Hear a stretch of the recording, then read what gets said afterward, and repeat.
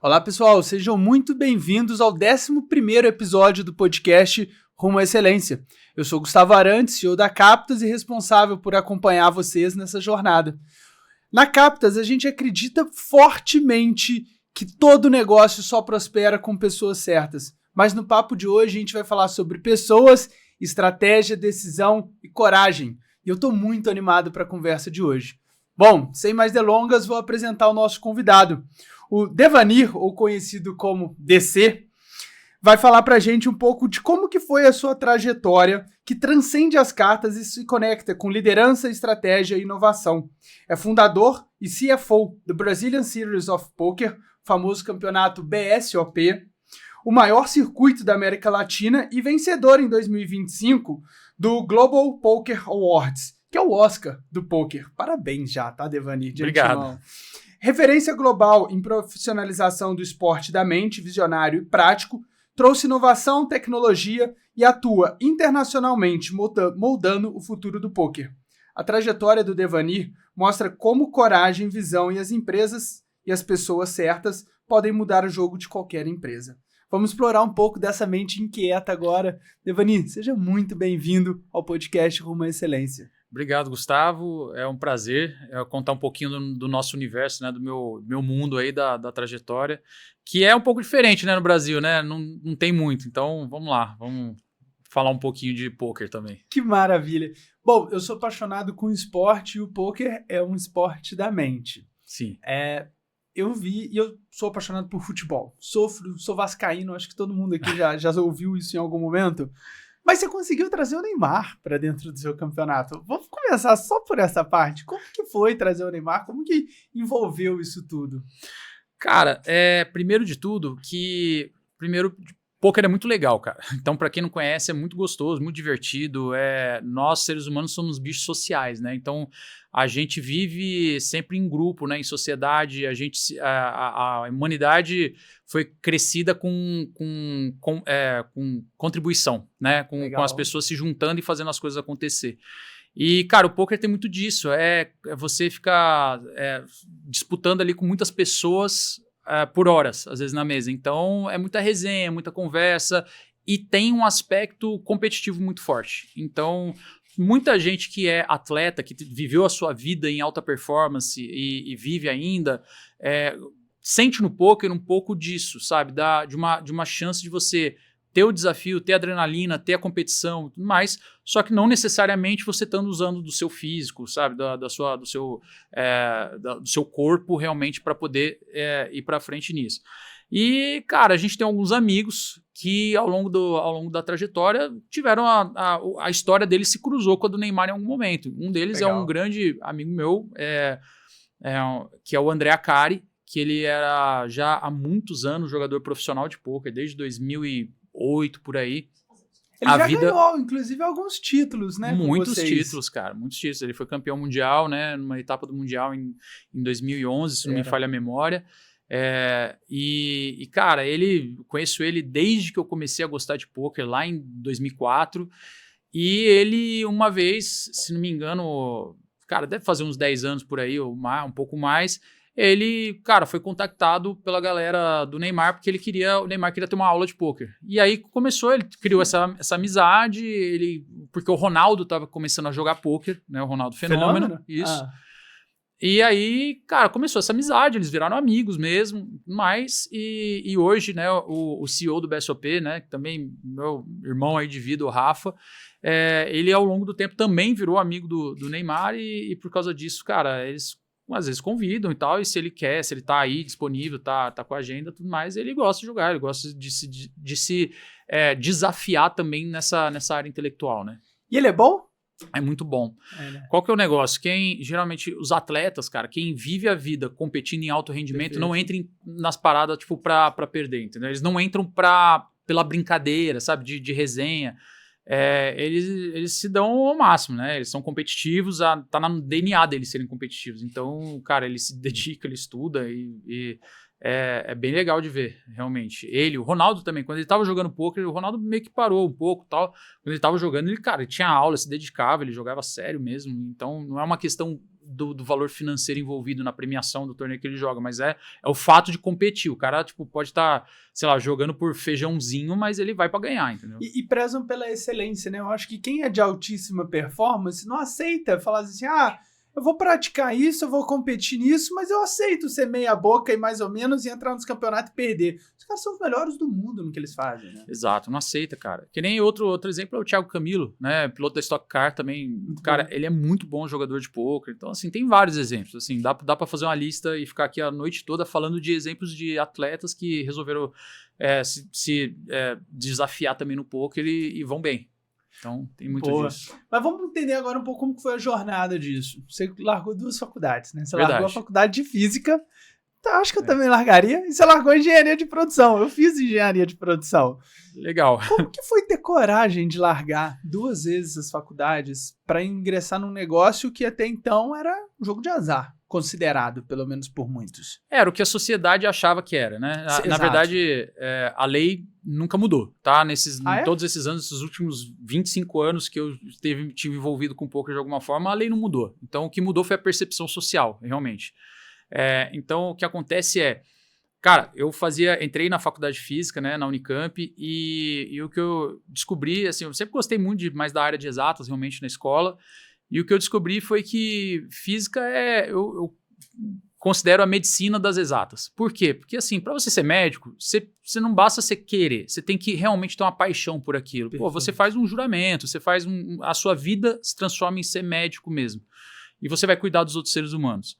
E, cara, a física tem um paralelo disso, porque você tem que ter uma paixão muito grande. A sua paixão pelo conhecimento, por descobrir como o universo funciona, ela tem que ser maior do que tudo. E eu vi que não era para mim essa pegada. E para muita gente, não era exatamente o que eu queria. Foi quando eu descobri o curso de engenharia de produção. Então, eu saí do curso de física muito mais para me encontrar profissionalmente mesmo. Legal. E entrei no curso de engenharia de produção e aí eu me encontrei mesmo. Cara, eu adorava, era fanático pelo que eu estava estudando.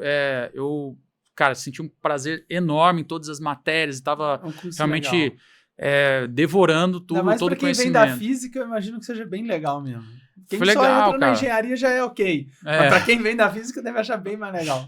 Foi mais legal, com certeza. Foi muito divertido, foi uma época boa. E eu tava curtindo muito, só que quando, nessa transição de física para engenharia de produção, foi na hora que eu comecei a trabalhar com poker, nesse meio do caminho.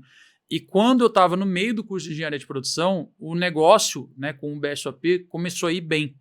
E foi num momento que eu tava já, assim, ele tava tomando tanto tempo e atenção da minha vida que eu já não tava sendo difícil conciliar. E eu falei, cara, eu não vai dar para equilibrar os 2 pratos, um deles vai cair logo, logo.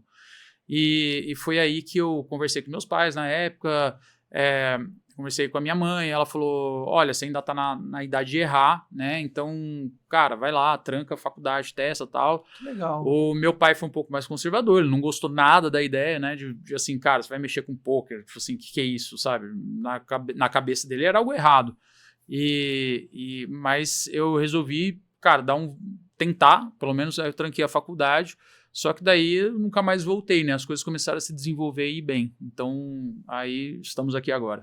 Baita coragem, parabéns. Isso foi em 2004, mas a BSOP mesmo surgiu em 2006. Essa transição na faculdade já foi mais pra frente, né? O BSOP nasce em 2006. Eu e meus amigos, a gente começou a fazer torneio de poker em 2004. Porque, cara, a gente era apaixonado por poker e a gente queria poder jogar poker. Então a gente não tinha, cara. E aí a gente falou, pô, a gente quer se divertir, fazer uns torneios, juntar os amigos. Então foi muito, muito menos numa pegada empresarial e muito mais a gente quer se divertir, a gente quer ter onde a gente se divertir. Legal. E depois a gente começou a ver que no resto do mundo isso era um negócio, isso era um mercado, isso era eventos que já existiam e tudo mais. E aí a gente começou a olhar um pouco e transformar isso num negócio, né? Mas começou muito mais orgânico do que realmente um plano de negócio, sabe? Assim, não tinha isso, não tinha um business plan, aonde a gente queria chegar, não existia. E o que você viu que você falou assim, cara, dá para tracionar esse negócio? Cheguei num patamar que eu vou abandonar a faculdade porque eu vou me dedicar 100% à BSOP, mas qual foi um gatilho que te instalou? Foi faturamento? Foi número de eventos? Foi busca de terceiros? O que foi? Lucro? Dinheiro no bolso já começou a pingar bastante? Não, dinheiro no bolso não pingava muito não nessa época. Na verdade era bem pouco até. Mas o que isso mudou? aconteceram algumas coisas, todas sei lá, os planetas se alinharam, em 2009, em que a gente já tinha um amigo nosso, cara, que também é outro irmão que a vida me deu, que é o Igor, e ele começa com a nossa história lá atrás, em 2004. Tá. Ele passa um tempo em outros caminhos, né, profissionais da vida dele e tal, mas ele começando a empreender no mundo do poker. E aí, em 2009, a gente se junta de novo e ele já era um empresário muito bem sucedido. Ele começa a história dele com uma rede de escolas de inglês que ele vende para o grupo Wizard e tal. Então, ele faz um primeiro negócio e ele começa a empreender em coisas relacionadas ao poker. Também por uma paixão, gostou pra caramba, a gente começou a jogar junto e tal. E aí ele vem e adquire um pedaço do BSOP e foi aí que ele traz realmente uma visão muito mais empresarial e não, vamos pegar isso com um negócio, vamos fazer ele crescer, isso é um negócio que tem potencial, a gente vive num mercado muito grande, né? O Brasil é um oceano azul, na época absolutamente azul, e vamos tentar transformar isso. E aí ele traz também uma outra pessoa para a nossa equipe, que é a Lara, que ela era especializada, formada em turismo, especialista em eventos, para transformar um bom torneio de pôquer que a gente fazia realmente num evento. E aí, cara, as coisas mudam muito, porque ele traz investimento, ele traz um pouco mais de organização empresarial, administração e tudo mais. Então, ele acabou sendo minha faculdade, né, no final das contas. Ele foi realmente um grande mentor, aí, uma escola impagável, quase, né? E é aí que realmente muda muito a chave. Só que desde o início, você imaginava que você fosse chegar num patamar desse, de ganhar um prêmio mundial de pôquer, por exemplo? Não, a gente não imaginava porque, assim, a magnitude do mercado brasileiro comparado com qualquer coisa fora eram ordens de magnitude diferentes, entendeu? Era muito pequeno, muito incipiente ainda. Então, a gente olhava para tudo que acontecia no redor do mundo e falava, cara, que legal, um dia a gente sonha em ser daquele jeito. Uhum. Mas a gente não tinha ainda uma noção de quando que a gente ia chegar lá, né? Então, foi uma trajetória grande. E aí, quando tudo isso acontece em 2009, é o ano que eu saio da faculdade. E aí foi aí que eu tive que tomar essa decisão. Porque daí, assim, as operações... Eu morava em Campinas na época, fazia faculdade em Campinas, e aí foi que... Cara, as operações do BSOP vão se concentrar aqui em São Paulo, no escritório e tal. E aí eu tomei a decisão de pelo menos fazer esse voto de confiança nessa aposta, né? Por nem que fosse um ano. E aí vim para São Paulo. Cara, naquela época eu devia ganhar, sei lá, 3 mil e poucos reais por mês, e só nesse rolê de vir para São Paulo, às vezes achar algum lugar para ficar aqui e tudo mais, eu gastava mais do que eu ganhava, entendeu? Eu tava no déficit durante um ano, quase assim, então, entendeu? Para fazer funcionar. Então foi... E o que foi mais difícil nesse início para o negócio tracionar? Crença pública, legislação? Porque uma vez eu lembro que numa conversa que a gente teve no passado, eu te perguntei, Devani, mas pôquer, como que esse negócio não é jogo de azar, sendo que muitas pessoas falam, você falou, Gustavo, eu tenho rabinho de porco, eu tenho focinho de porco, às vezes até cheiro como porco, mas eu não sou porco. Então é um negócio muito diferente. Quais foram as dificuldades no início para tracionar a BSOP e o pôquer no Brasil? Foram muitas. E a gente teve que, basicamente, batalhar na justiça pelo nosso direito de existir, né? Então, assim, o que acontece, né? Então, eu cheguei a falar no começo que a lei não mudou. E é verdade, a lei não mudou. O que acontece? Na década de 40, foram proibidos os jogos de azar no Brasil. Teve as leis das contravenções penais, certo? Então, os jogos de azar, com exceção das loterias e de algumas corridas de cavalo, tal, não sei das quantas, foram todos proibidos. Então, naquela época, a gente brinca assim, cara, tudo que acontecia dentro de cassino, e no Brasil tinham vários cassinos, foi considerado jogo de azar e parou de existir. Então a gente brinca que, cara, se naquela época jogasse peteca dentro de cassino, talvez hoje as pessoas achassem que peteca era jogo de azar, entendeu? Só que o pôquer, tradicionalmente no mundo inteiro, sempre foi praticado dentro de cassinos. Perfeito. Não porque ele é um jogo de azar. Inclusive, ele é uma das atividades que menos traz faturamento para os cassinos, em metro quadrado. As máquinas caça-níqueis, elas são, assim, o que mais traz. Aí você tem os outros jogos de azar. E o pôquer tá lá, assim, bem mais para baixo. Agora, por que tem pôquer no cassino? Pelo mesmo motivo que tem bons restaurantes, que tem, sei lá, shows de artistas internacionais, tem luta de MMA, que tem feiras e convenções. Porque o cassino atrai um monte de gente para passar lá por dentro, e eles sabem que um percentual das pessoas que vão passar por lá gostam dos jogos de azar, que esses sim trazem muito faturamento para o cassino. Então, assim, o poker nada mais é do que um chamariz para as pessoas ficarem lá dentro dos cassinos por bastante tempo e, eventualmente, poderem dar dinheiro em outras atividades que tem ali, entendeu? Então, assim, essa aqui é a lógica, internacionalmente. E, então, por causa disso, como o poker usa baralho, nos cassinos usa-se fichas, certo? Todo mundo fala assim, cara, acontece no cassino, tem baralho, tem ficha, deve ser jogo de azar. Dinheiro. Exato. Deve ser jogo de azar. Então, essa era sempre a associação básica. E aí a gente teve que mostrar que inclusive provar, e a gente consegue provar, a gente teve uma trajetória para construir a nossa solidez documental e tudo mais. Existem estudos, pareceres, enfim, diversos, que a gente consegue mostrar que poker não é jogo de azar. E, inclusive, a gente enfrentou diversas vezes na justiça. Então, a gente fundou, né, o Igor, né, junto com mais vários grupos de empresários, amigos, a gente estava junto e tal, fundou a Confederação Brasileira de Pôquer justamente para a gente lutar pelo direito de existir. E, inclusive, lutar na justiça mesmo. Foram mais de uma centena de batalhas em primeira e segunda instância. E a Confederação Brasileira de Pôquer venceu todas, 100%. Ela não tem uma derrota na justiça até hoje, porque a gente consegue provar. Tipo assim, não é da minha cabeça. Eu acho bonito falar que pôquer não é jogo de azar, então não deve ser. Não, existe como comprovar, mostrar realmente, factualmente, que não é.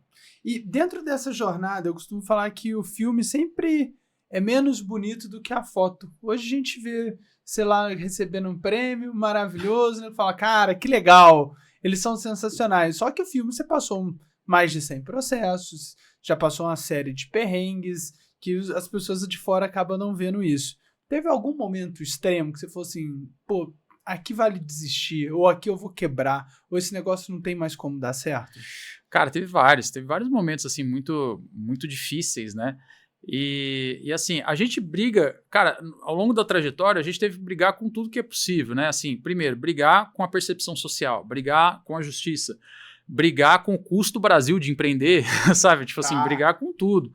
Então, mas por exemplo, teve em 2013, a gente vai fazer uma etapa, né, do BSOP no Rio de Janeiro, e tem um promotor lá na cidade que, cara, resolveu encrencar com o poker e ele foi lá e fez uma pressão no hotel onde ia ser o evento, e o hotel fechou as portas, não deixou, o evento estava montado, os jogadores chegando na porta, e fechou todas as portas, não deixou ninguém entrar, então a gente tinha todo o custo de um evento montado, cara, todos os funcionários lá, todo mundo preparado, os clientes na porta do hotel para se inscreverem, para chegar e tudo mais, e o evento não pôde acontecer, entendeu? A gente tentou por bastante tempo lá e tentamos reverter isso na justiça e tal, não sei das quantas, não conseguimos a tempo. E esse foi muito difícil, a gente teve um prejuízo muito grande na época, muito grande, a gente teve que ressarcir muita gente que estava lá, pagar os funcionários, custear o custo do evento, pagar o hotel, enfim, foi uma pancada gigantesca, assim, naquela época. A gente tinha uma condição financeira da empresa boa, só que, cara, desestabilizou tudo, então foi muito difícil. E outro momento que eu acho que todo o mundo inteiro teve é a pandemia, né? Meu trabalho é juntar pessoas no mesmo lugar, sabe? Tocando objetos, entendeu? Fichas, baralho, cartas e tudo mais. Então, durante a pandemia, a gente simplesmente fecha, né? Fecha. O que vocês fizeram na pandemia? Me conta. A gente teve a sorte, né, de ter um patrocinador que nos ajudou bastante. Então, a gente fez o PokerStars, a gente fez algumas etapas, né, alguns torneios do BSOP de forma online, mas assim, faturamento, né, quase inexistente nessa época, foi muito difícil. Então, a gente se concentrou em cuidar das pessoas, né, dos funcionários que a gente tinha, tentar ajudar quem a gente podia, os freelancers, né, que trabalhavam no evento, a gente de alguma forma tentar ajudar, tentar dar alguma oportunidade de trabalho remoto, mas foi muito difícil, foi muito complexo. Foi um ano e meio... dor que deve ter sido, porque você envolve vida, você envolve sonhos, você envolve o seu negócio, inclusive a credibilidade dele de longo prazo. Em março de 2020, a gente tem que cancelar um evento que ia acontecer 10 dias antes. Então, assim, no dia... Ele ia começar, eu não vou lembrar a data exata, mas por volta do dia 15 de março. E foi no dia 24 de março quando tudo fechou, né? Aí deu o lockdown lá completo e tal. E a gente cancela o evento por volta do dia 5, dia 10 de março, por aí. Então, a gente tem que cancelar tudo, cara, tipo, e vamos ver o que vai ser, né? E aí a gente ficou, né, parado. Meu aniversário é dia 19 de março. E eu lembro que foi dia 17. Porque, poxa, tava todo animado pra curtir meu aniversário, não sei o que, e cortaram tudo, não pude nem encontrar com a turma. Um evento desse envolve milhões. Sim. Muito dinheiro para montar um evento desse e para esse evento acontecer. Como que é o processo de falar assim, vamos fazer um evento? Com quanto tempo de antecedência vocês programam isso? A maioria desse dinheiro vem de inscrição, vem de patrocínio. Como que é a jornada para o evento acontecer? Cara, a gente tem um calendário, né, do campeonato e assim como a Fórmula 1, não dá para você planejar do dia para noite. Então, assim, os nossos calendários eles já são quase que montados, estruturados com mais de um ano de antecedência. Então, a gente já tem hoje o calendário do ano que vem praticamente fechado, faltam alguns detalhes só, em algumas etapas pontuais, mas a gente com mais de um ano, a gente já estrutura todo o calendário, a gente já vai fazendo os contratos com os centros de eventos, com os hotéis, e já vamos começando etapas de planejamento, né? E assim, como toda empresa em crescimento, a gente tem os nossos desafios internos de organização. Então, durante muitos anos, até pouco depois da pandemia, até 2023, por aí, a gente sempre foi uma equipe muito pequena, muito enxuta e extremamente operacional. Então, tanto eu quanto a Lara, né, que ela entra em 2009, é minha esposa, né, hoje, minha sócia também. Então, ela é a COO, né, da operação, ela bota realmente o evento de pé. Então, a gente sempre foi muito operacional. E aí a gente começou realmente a crescer a equipe e tudo mais. Então, a gente conta também com os desafios de cada vez mais tentar criar os processos internos para estar realmente com mais antecedência, com um planejamento mais correto, mais afinado, né, para ter menos surpresas possíveis. Mas, cara, o maior evento que a gente faz, né, que é o nosso final da temporada, que é o BSOP Millions, em novembro, aqui em São Paulo, cara, a gente, assim, trabalha, a gente já tá super debruçado nele, entendeu? Então assim, a gente, como tem muitos eventos no ano, a gente começa a pensar nele no começo do ano, mas assim, pensar ainda meio distante, mas a gente se debruça mesmo agora, no começo do segundo semestre. Caramba, a gente tá em agosto e vocês já estão trabalhando num evento pesado em novembro. Mas ele é o nosso carnaval, entendeu? Tipo, quem trabalha na Marquês de Sapucaí trabalha o ano inteiro para fevereiro. A gente basicamente trabalha o ano inteiro para novembro. E um evento de poker, a maior parte da receita é de patrocínio, é de inscrição? De onde que vem a maior parte do dinheiro do evento? Cara, a maior parte... É um mix das duas coisas, mas a maior parte vem das inscrições mesmo, né? Da inscrição que as pessoas fazem para participar, a gente tem uma taxa de serviço embutida ali. Perfeito. É uma média de 13% a 15% ali a nossa taxa, e o resto compõe a premiação dos torneios, né? Então, quanto mais gente tem num evento, num torneio, maior é a premiação e maior também é o nosso faturamento. Então, a maior parte hoje em dia vem das inscrições. Mas a gente tem patrocinadores também. Maior, porque também é mais difícil de ganhar, né? Com certeza é mais difícil. Quanto mais gente tem, é mais difícil. Você falou de equipe enxuta. Hoje você tem... Eu lembro que quando a gente trabalhou... A gente trabalha junto contigo na BSOP, na Captas, mas você falou que tinha uma equipe de fato enxuta ainda. Você ainda não tem uma equipe muito grande. A equipe muito grande é a equipe sazonal dos eventos, né? Os terceiros e temporários que acontecem. A gente assim, de equipe fixa mesmo, a gente tá com uma equipe muito grande pro que a gente já foi, 23. Né? Porque era em 23. A gente sai da pandemia, a gente era um time de 7 pessoas. Tá. Hoje nós estamos com 45. Então, assim, pra gente, se você for ver, é um crescimento bem grande de a gente entender... Então, o espaço físico que tinha 7 não é o que cabe às vezes. Exato, a gente teve que mudar de escritório. E, assim, são desafios que a gente está tendo que a gente nunca teve, certo? Cara, começa ali com 7 pessoas, assim, pô, você tá ali na mesa do lado, eu falo com você, fala com o outro, assim, cara, a comunicação é mais fácil. Quando você tem 40, 45 pessoas, a comunicação começa a ter que ser mais pensada e mais estruturada. Já é um desafio por si só. Mas quando a gente faz os eventos, é um exército de freelancers, realmente. Como todos os eventos, né? De casamento a Rock in Rio. Tem muito temporário, tem muito freelancer que é contratado. E no nosso caso, a gente tem uma coisa específica, que são os freelancers com treinamento para fazer poker funcionar. Então, a gente tem um desafio grande, que é achar, treinar, capacitar esses profissionais, né, manter o nosso banco de dados e tudo mais, e fazer para o evento funcionar. Mas no maior evento que a gente tem mais de 500 freelancers. Assim. E aí, era nesse ponto que eu queria chegar. 500 freelancers dentro de um evento. Uhum. Acredito que alguns mais importantes ou mais estratégicos, de certa forma, você ainda consegue ver se tem um pouco do fit com a BSOP, se tem a ver com a sua cultura, você consegue triar de certa forma. Sim. Ou vários outros não tem como. Mas como que vocês avaliam para um freelancer que vai ser só em um projeto ou 2, ou depois só no ano seguinte, dependendo da região, se esse cara tem o fit com vocês? É na hora do treinamento? Cara, é muito difícil mesmo. Esse é um grande desafio. A gente tem, né, um pessoal da coordenação de cada área que fica muito de olho nisso, né? E assim, são muitos anos já fazendo isso, então a gente já começa a pegar alguns cacuetes, né, das pessoas que dão dicas pra gente que essa pessoa tem cara de ser um bom profissional. Mas é só na repetição que você vai ver, não tem jeito. De primeira as coisas podem não ser o que elas realmente são, podem parecer outra coisa. Perfeito. Então é na repetição, aí você pega, cara, porque assim, também todo ser humano tem dias bons e dias ruins, então às vezes, cara, às vezes num evento a pessoa não estava num momento legal e não performou tão bem, mas no outro às vezes ela tem a chance de mostrar realmente toda a habilidade, e o inverso também é verdadeiro.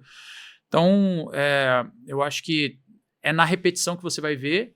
E a gente sempre fica muito atento para buscar talentos, realmente, sabe? Para ver o que a gente pode, às vezes, pescar de oportunidades ali, porque uma das grandes paixões que a gente tem, né, na nossa vida é ver as pessoas, às vezes, que são freelancers, que vêm, ou às vezes, de uma condição muito humilde e tudo mais, cara, ter oportunidades legais de mudar sua vida, né? De ganhar mais dinheiro, de conseguir realizações. Então, eu acho que isso é muito legal. Então, por exemplo, tem vários freelancers que já passaram pelo nosso evento, na parte mais específica de poker, por exemplo, os carteadores, né, que tiveram a chance, cara, treinaram, se desenvolveram, buscaram capacitação e a gente ajudou eles a conseguir, por exemplo, oportunidades na Europa, cara, de trabalhar. Estão trabalhando hoje em torneios na Europa, sabe, ganhando em euro, visitando vários países e tudo mais, o que é muito legal. A gente fica feliz demais por essas oportunidades acontecerem. Eu adoro jogar poker. Sempre que tenho oportunidade, jogo. E ver os carteadores dentro dos eventos é algo que sempre me encantou. Porque são pessoas que eu imagino que a grande maioria seja de origem humilde, mas eles têm uma postura tão elegante, tão profissional na grande maioria desses eventos, que eu olho e falo, caramba, que bacana. Cara, e a gente ajudou muito a trazer isso, né? Porque cara, eu posso dizer, né, no meu mercado, quando a gente começou era tudo mato mesmo. Boa. Então, não tinha profissional no Brasil, não existia essa força de trabalho. Não tinha mercado, então não tinha o profissional. Então, a gente tinha um problema. A gente falou, cara, eu vou fazer um evento, só que eu não tenho quem trabalhar no evento. Então, a gente teve que capacitar. Então, eu, junto com um amigo meu, a gente criou uma escola, a primeira escola de dealers, né, de carteadores do Brasil. Porque a gente falou assim, cara, a gente precisa capacitar a mão de obra que a gente mesmo vai usar. Então, começaram a surgir clubes de poker pelo Brasil inteiro. A gente falou, bom, então a galera, como o nosso trabalho é eventual, é freelancer, né, não é o dia a dia, e tem hoje vários clubes surgindo no Brasil inteiro, os caras vão conseguir arrumar emprego mais rápido. Então, a gente criou a escola. E aí, esse meu amigo, ele continuou depois com a escola. Eu saí dessa sociedade porque eu não estava conseguindo ajudar mais ele a dar atenção no negócio, mas a escola ainda existe, né, que é a Dealer Pro. E, cara, formou hoje boa parte dos bons profissionais hoje do Brasil. A gente criou o método, criou tudo, criou material e tal, e, cara, falamos, vamos capacitar a galera. E aí a gente mesmo usava a mão de obra que a gente capacitava. Pô, parabéns. Baita evolução no negócio. Foi legal. E é uma profissionalização como um todo, né? Não só do evento, não só do dealer, você tem toda a profissionalização da área. É verdade. Não tinha cadeia produtiva, cara. Qualquer coisa que eu quisesse comprar, não tinha no Brasil. Não tinha uma empresa que fizesse mesas de pôquer. Eu podia pegar um marceneiro e fazer, cara, quero uma mesa nesse formato, tal, não sei das quantas. Beleza. A gente tinha baralho, porque a Copag é centenária, beleza. Mas a Copag não tinha ainda uma linha de baralhos específica voltada para pôquer. Isso a gente ajudou junto com eles a desenvolver, testar produtos, materiais, agora, formatos. Ignorância minha, o que muda o baralho? Desculpa. Cara, às vezes o formato, a durabilidade, o tipo, né, de material que ele desliza melhor na mesa ou não, entendeu? Então tem diversos... aí vem engenharia de materiais, né, de produto, de produção e tudo mais, o quanto que ele dura, se ele estraga fácil, sabe? Se ele perde a tinta fácil e tudo mais. Tem uma série de detalhes, né? Então, assim... A gente só tinha baralho, o resto tudo tinha que comprar fora, tinha que mandar fazer de alguma forma. Bom, e qual que é o futuro da BSOP?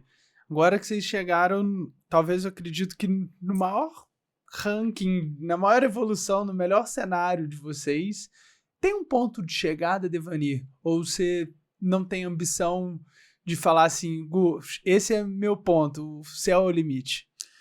Cara, não, a gente tem muita ambição ainda e acho que a gente está só começando, na verdade. Que bom. A gente tem planos bem ousados até, eu acho, e o nosso próximo grande desafio é muito mais a internacionalização da nossa marca. A gente transformar o Brasil, o nosso evento, BSOP Millions especificamente, em um dos Grand Slams do poker internacional. Então, assim, existem grandes eventos no mundo que estão no calendário dos grandes profissionais internacionais. Então, assim, cara, os Neymar, os Tiger Woods do poker, entendeu? Os caras têm o calendário anual deles, tá? Então, assim, cara, em maio tem um grande etapa do Campeonato Europeu que é em Monte Carlo. Perfeito. Aí você pega em julho, é o Campeonato Mundial em Las Vegas. Aí em setembro é uma outra etapa do Campeonato Europeu em Barcelona.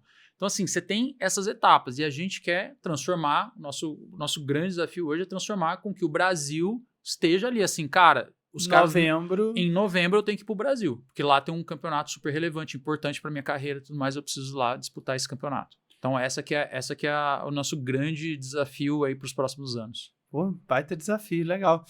Mas como que é, na sua cadeira de CFO, de fundador também da BSOP, a rotina?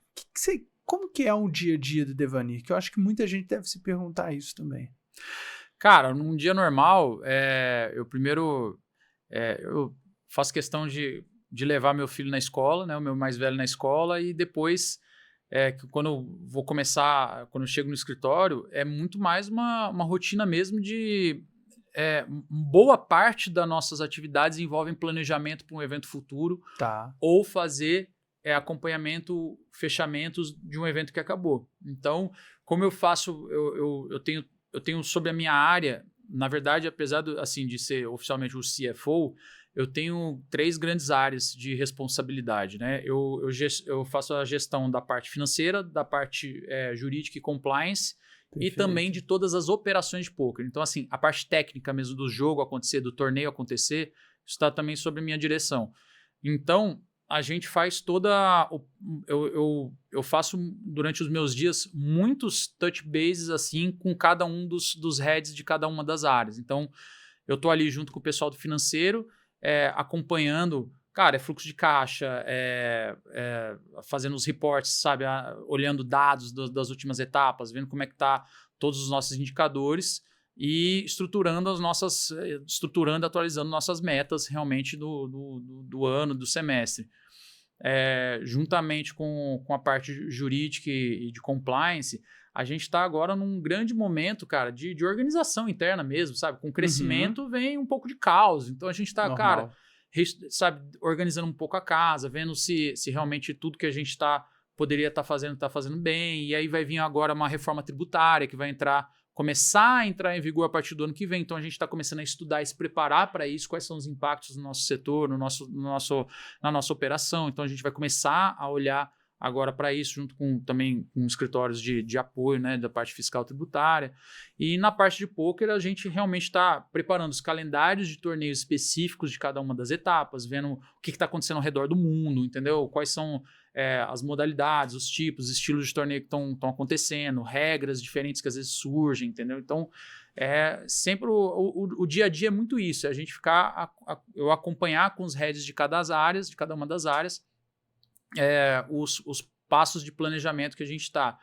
Fora isso, né, a gente faz reuniões muito constantes no nosso C-Level lá para realmente, cara, alinhar todos os passos que cada uma das equipes estão dando no nosso planejamento estratégico. Eu acho que isso é o principal, do nosso dia a dia.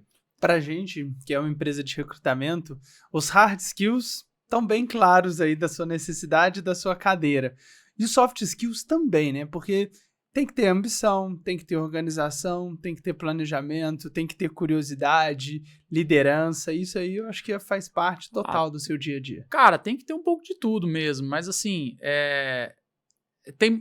assim, parece, do jeito que eu falo, parece muito mais organizado e estruturado do que realmente no dia a dia, né? No dia a dia as coisas saem errado, Normal, gente passa mal, a vida acontece, sabe? O carro não funciona, um funcionário tem um problema, sabe? Então, assim, cara, um banco que sai do ar, sabe? Sei lá, um Pix que volta. Tem um monte de coisa que acontece no dia a dia. Então, muito da vida de empresário é você gerenciar crises. E às vezes as crises são pequenas, microcrises, sabe? Que o pessoal levanta a mão, pô, me ajuda a ver o que eu faço desse lado.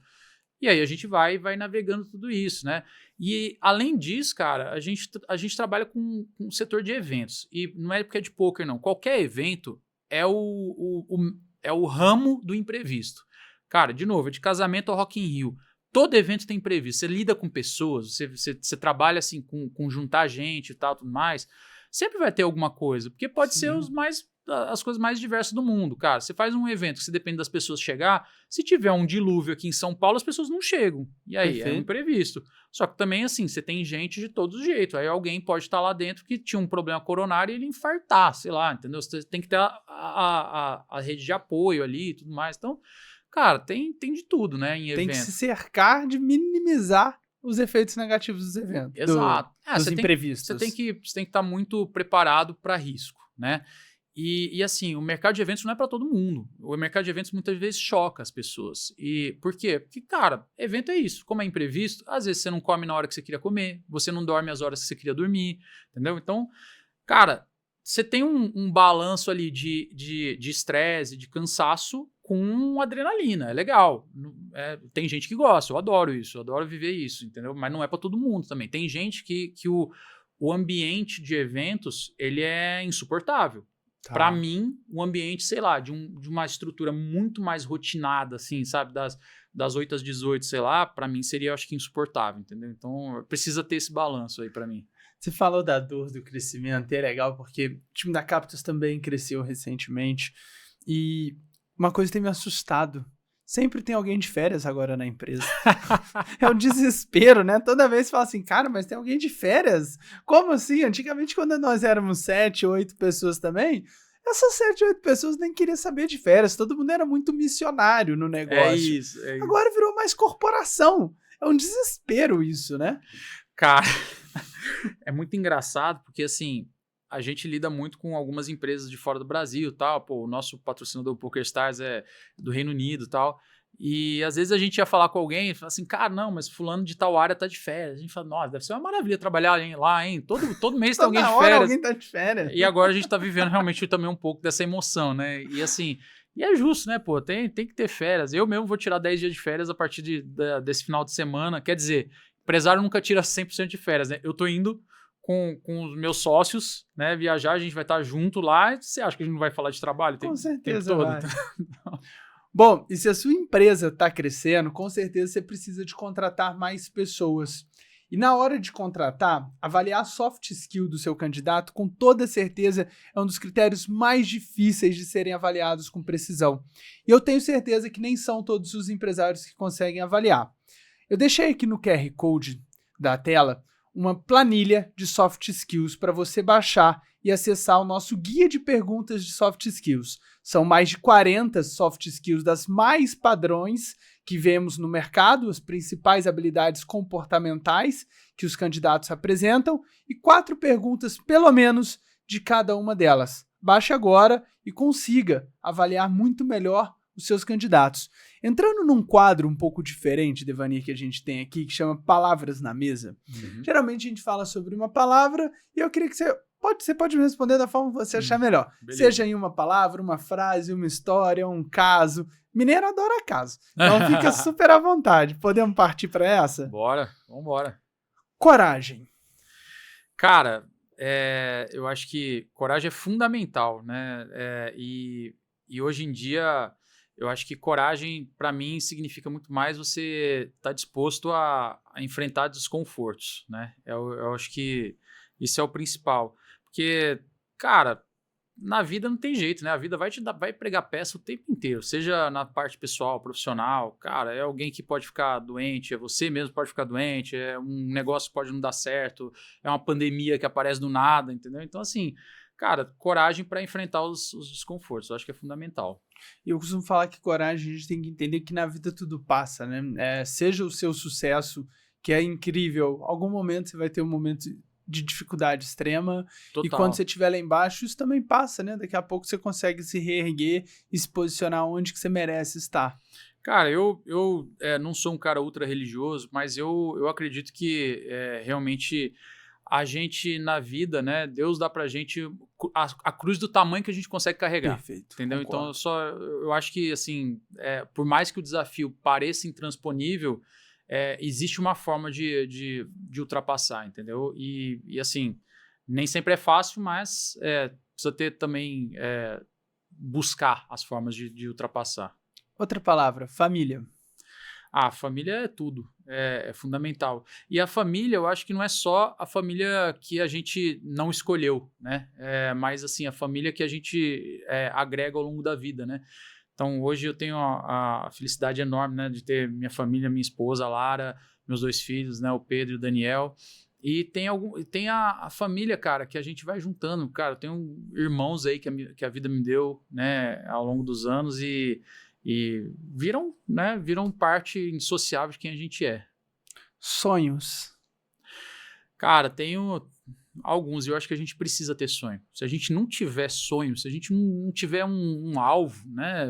Assim, cara, não tem pra que sair da cama todo dia, entendeu? Então, assim, precisa ter um alvo, precisa ter sonho. Eu adoro sonhar. Nossa, o tempo inteiro. Desde sempre.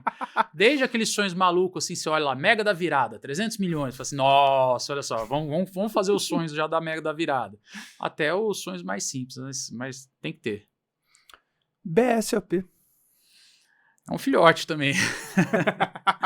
É um filhote, cara. A gente criou com tanto carinho, com tanta dedicação. Foram tantos anos já que o bicho já está na idade de ir para a faculdade, mas a gente se dedica bastante. É uma alegria enorme ver o que ele virou. Né?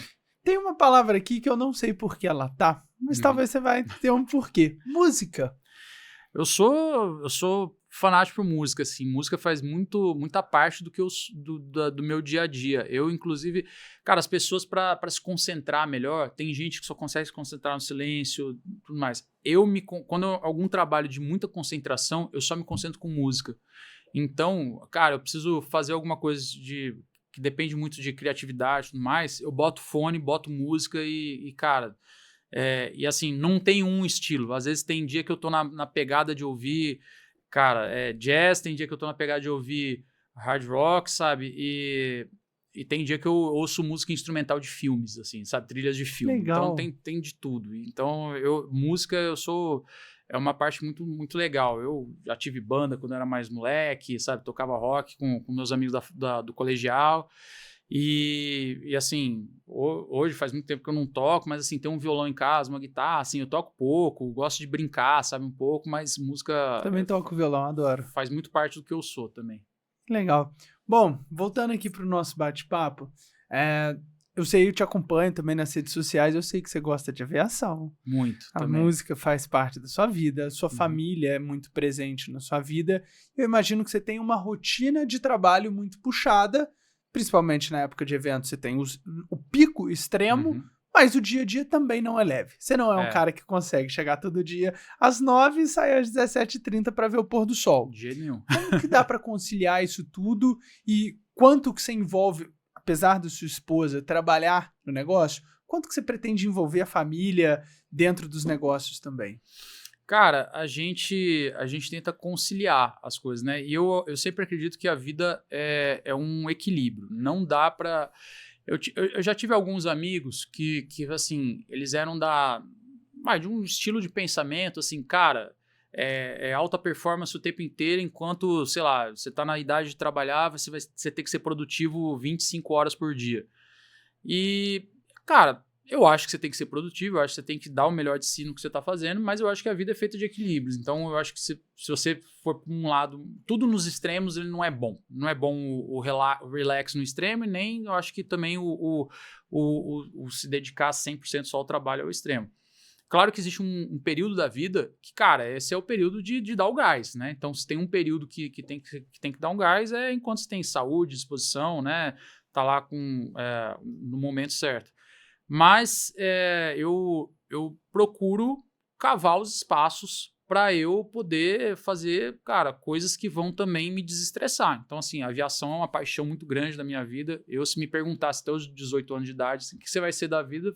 Piloto de linha aérea. Ia ser isso. A vida me levou para outros caminhos.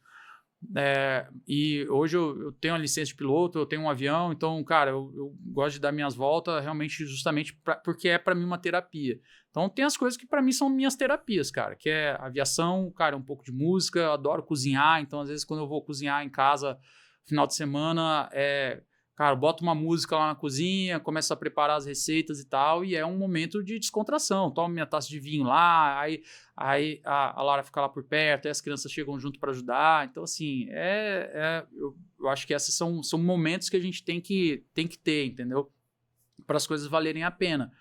A gente tem uma sorte, né, de a gente fazer eventos, e os nossos eventos eles têm uma duração razoável, né? O mais curto tem 6 dias, e às vezes a gente faz em lugares legais. Então, esse ano, o primeiro evento do ano foi na Costa do Sauípe. Então, cara, a gente, levou as crianças também, sabe? Então, durante os eventos é uma correria, mas a gente tenta se programar para ter os momentos, tal, para curtir, para estar junto da família também, dos meus filhos e tal, brincar com eles, entrar na piscina. Então, é difícil e eu tenho uma facilidade grande de me perder um pouco nessa rotina. E aí a Lara me ajuda a me puxar um pouco, entendeu? Ela fala, sabe, não dá pra você ficar até 10 horas da noite todo dia no escritório, senão você não vai ver teus filhos. Então, cara, ela me ajuda a me puxar um pouco pra isso. Então, a gente tem... eu tenho uma sorte muito grande, né? Que ela me ajuda a dar muito equilíbrio, né? Então, a gente se completa bastante em habilidades que os dois têm, né? Em jeitos e personalidades. Então, eu acho que a gente monta um time legal nisso daí, né? Na parte pessoal também. Quem acompanha aqui os episódios já deve ter ouvido eu falar em algum momento que eu acredito que a vida a gente tem que buscar o equilíbrio, mas a vida ela é feita também de desequilíbrios conscientes. Exato. Então, 100%. vai ter um evento, vou ficar dormindo 2, 3 horas por noite durante esses 5, 6 dias, ok. Mas você sabe que isso é durante um período e que depois você vai buscar o equilíbrio e vai voltar para sua rotina, para a vida normal. Exato. E o cara que não acha esse equilíbrio no longo prazo, teve um vídeo que a gente fez que até deu uma polêmica na internet, que eu falei, olha, se você não se cuida da sua vida, você não cuida de alimentação, você não cuida de estar com quem você gosta, se você não cuida de manter bons relacionamentos, se você não dorme nessa vibe de trabalho enquanto eles dormem, você pode até ganhar dinheiro durante um período, mas daqui a pouco você tá doente, sozinho, gordo e infeliz. E teve gente que achou que eu tava errado, que não, você tinha que trabalhar full time. Cara, assim, de novo, as pessoas existem em espectro, né? Tipo assim, não tem caixinhas, né? Então tem gente de todo jeito. Eu acho que tem gente que consegue, cara, desenvolver realmente uma rotina extrema de um lado, entendeu? E assim, cara, existe, sei lá, os opostos, né? Existem diversos tipos de gente. Então, Eu acho que tem gente que pode conseguir isso. Eu acho que não vai ser o normal para todo mundo. Se a gente pensar que a população tem a distribuição normal, entendeu? Então, assim, então você tem os outliers para todos os lados disso daí. Então, tem o workaholic e o nem, né? Que nem trabalha nem procura emprego. Exato. Então, você vai ter realmente os extremos. Eu acho que a grande maioria das pessoas vai conseguir se encontrar e ser feliz e assim... Eu acredito também que felicidade, ele é difícil, não é uma coisa perene, sempre você tem estados de felicidade, né? Então, você vai conseguir se encontrar em alguma coisa mais próxima de um equilíbrio, mais próxima da grande média, entendeu? Das pessoas. E eu acho que, assim, eu tô um pouquinho mais pro lado de que um pouco mais pro lado de workaholic em alguns momentos, do que pro lado de mais relax. Só que também eu e a minha esposa, a gente tenta tomar cuidado realmente para não ir nos extremos, entendeu? Porque senão é ruim e a gente perde momentos, sabe? Tipo, momentos com as crianças e tudo mais. Então, eu acho que isso é fundamental, porque, cara, o grande, né, recurso que a gente tem, que é absolutamente escasso e não tem como repor, é o tempo, né? Tempo. Então, perfeito. É isso. Tipo, eu acho que com os anos, né, você vai, sei lá, ganhando um pouco mais de vivência. Não quero dizer que eu com 42 anos eu sou um monge tibetano de sapiência, não é isso.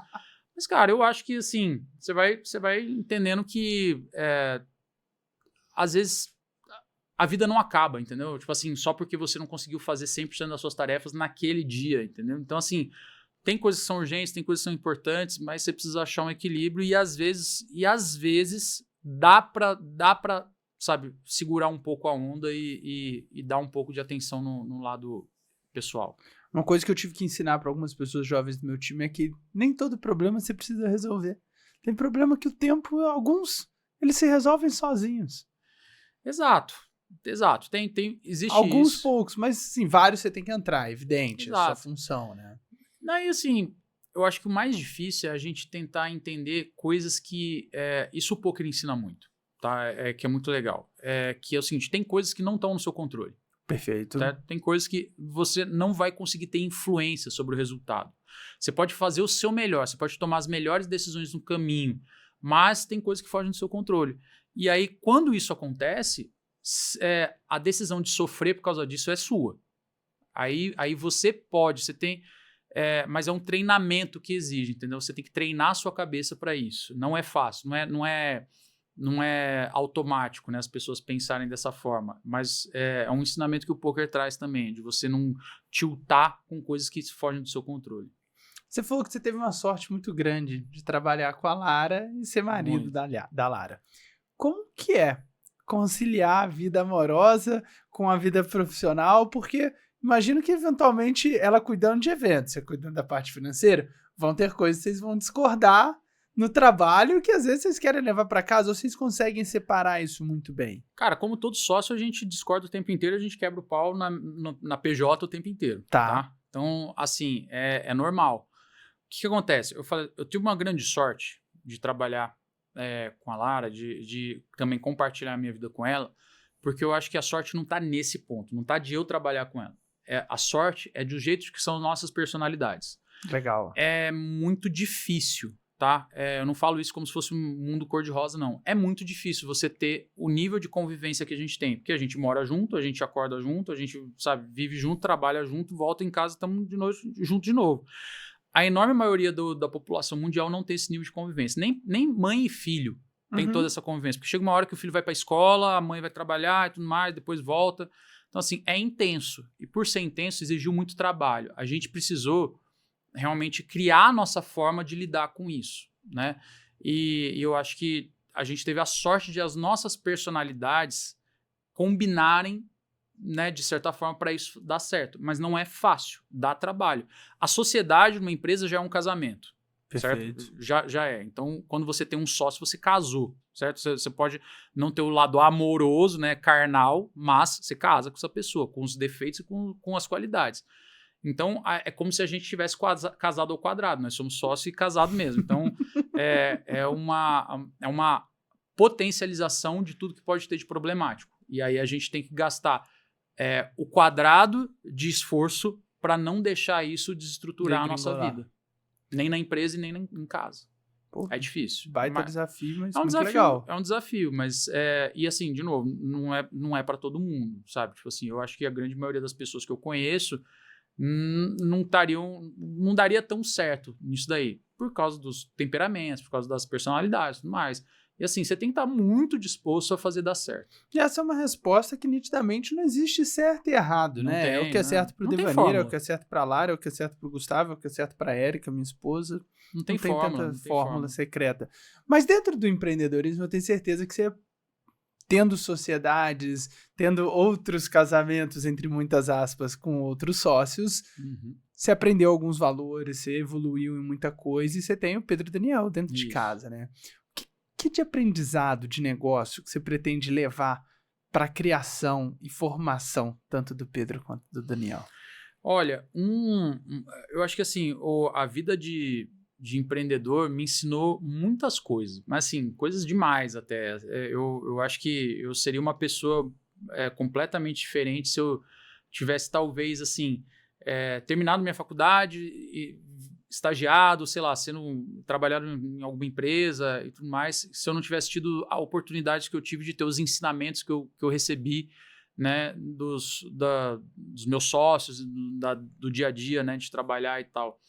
E o primeiro, eu acho que foi aprender realmente a gerenciar alguns conflitos. Eu acho que isso foi importantíssimo, né?